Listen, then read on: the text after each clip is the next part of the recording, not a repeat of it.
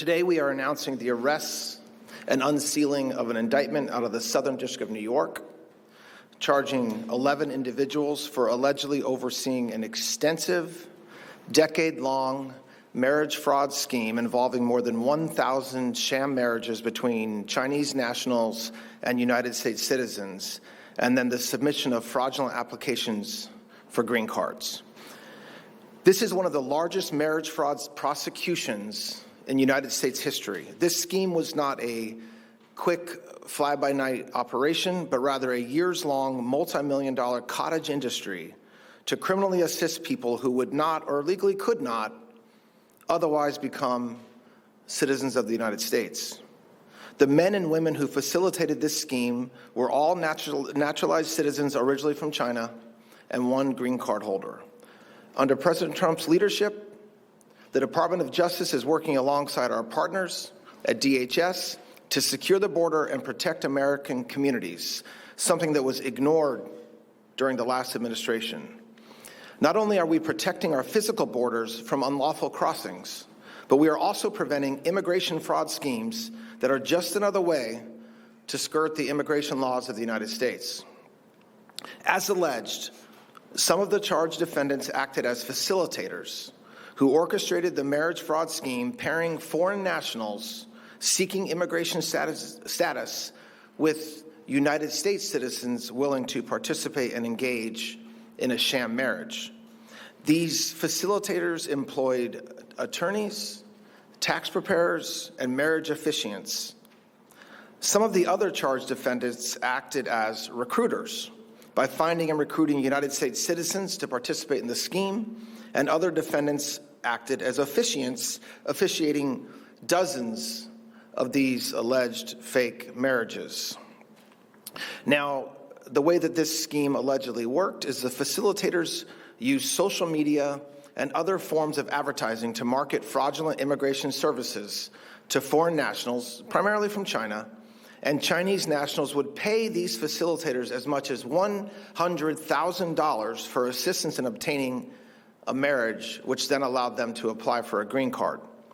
The facilitators also paid willing U.S. citizens as much as $30,000 to engage in the sham marriage with the foreign national.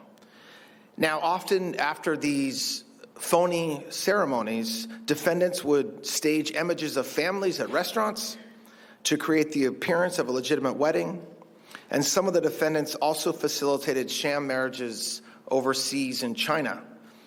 After the marriages took place, the actual ceremony, the then married couples would visit a local office affiliated with the scheme, sign forms for submission to the U.S. Citizenship and Immigration Services, learn about the USCIS interview process to apply for a green card, and then execute prenuptial agreements, which, not surprisingly, given the allegation these were sham marriages, waived their rights to share in the other's estate upon death, child support, and other claims in marital property. One prenuptial agreement even provided that, and I'm quoting from the indictment, except in the name of husband and wife, both parties live independently and must not interfere with each other, end quote. The facilitators of the scheme would then prepare and submit fraudulent green card applications and work with the couples through the immigration process, submitting photographs, opening joint bank accounts, mobile phone accounts, all to obtain green cards to allow them to stay in this country. But that's illegal. These charges and the indictments now unsealed, they show how far people will go to cheat our immigration system.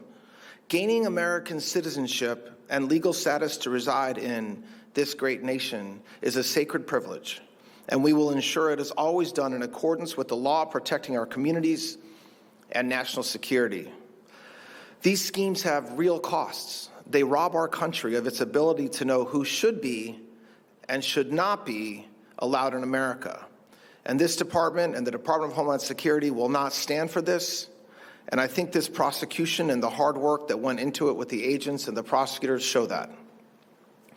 Our efforts to protect our immigration system and our country's borders are aggressive and exhaustive.